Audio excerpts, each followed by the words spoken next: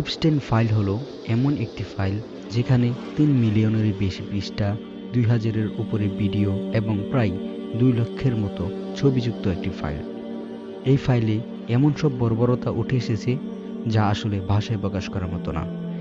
এই নথির বা এই ফাইলের তথ্যগুলোতে বিশ্বের অনেক প্রভাবশালীদের নাম এবং তাদের অপকাজের বিবরণ আছে, যারা কন্যা শিশুদের বিভিন্ন দেশ থেকে পাচার করে বছরের পর বছর ধর্ষণ করে গেছে। কেবল ধর্ষণই করে ক্ষান্ত হয়নি, কন্যা সন্তানদের বেছে বেছে রোস্ট করে খেয়েছে। হ্যাঁ, সেসব ইভেন্টে তারা মানুষ হয়েও মানুষের বাচ্চার মাংস খেয়েছে।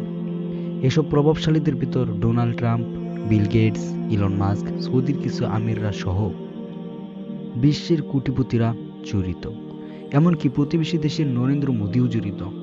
মোদি তো কোনো এক ইভেন্টের ভোজ সভায় নৃত্যকর্মেও রত ছিল।